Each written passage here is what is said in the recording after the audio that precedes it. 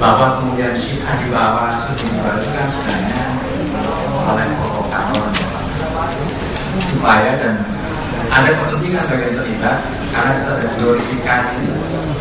glorifikasi politik supaya dia menjadi suci. Jadi kadang-kadang kita juga perlu lebih objektif lagi. So kalau konfliknya Sunni Syiah ya kita semua dimanapun harus mengambil konflik itu, dan saya kira ini tidak masuk akal karena ini sifatnya global.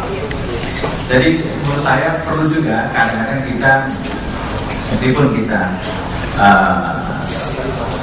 harus berbicara soal anti kekerasan atas nama agama, ya tidak harus tidak kekerasan meskipun menyeret agama harus diberi labeling bahwa itu konflik antar agama. Memang ada sekali lagi unsur-unsur yang numpang baik sentimen agama maupun juga sentimen politik, dan saya kira kepentingan politik di samping juga ada. Itu yang pertama. Yang kedua tentang kasus National Muslim.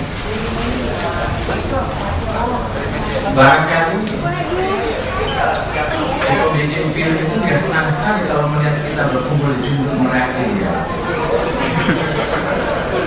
Kalau kita cuek bebek, dan sebanyak-banyak orang atau seluruh kita itu cuek bebek, saya kira akan malu sendiri.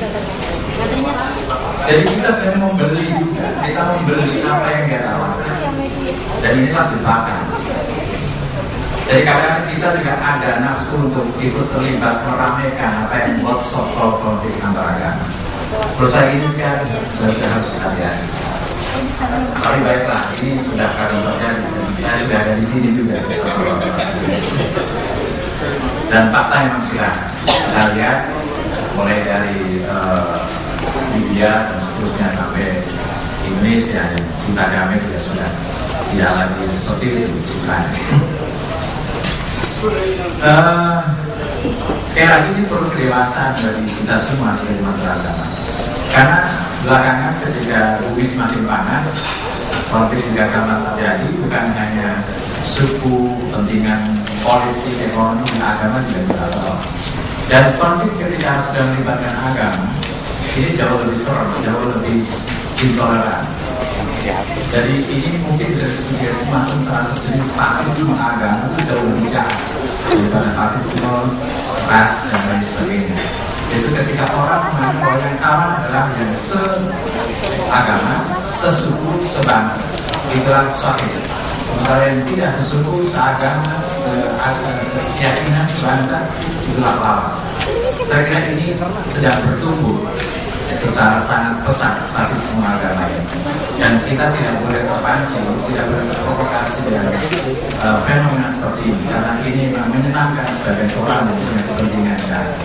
Jadi sekali lagi ke depan menurut saya kita harus himbau sekuat-kuatnya dan mulai hari ini bahwa kalau ada orang memprovokasi kebencian, penghinaan terhadap agama lain, sebaiknya kita lebih baik kita doakan yang melakukan itu supaya segera mendapatkan bimbingan Tuhan dan diampuni segala dosanya. Ketimbang kita ikut marah.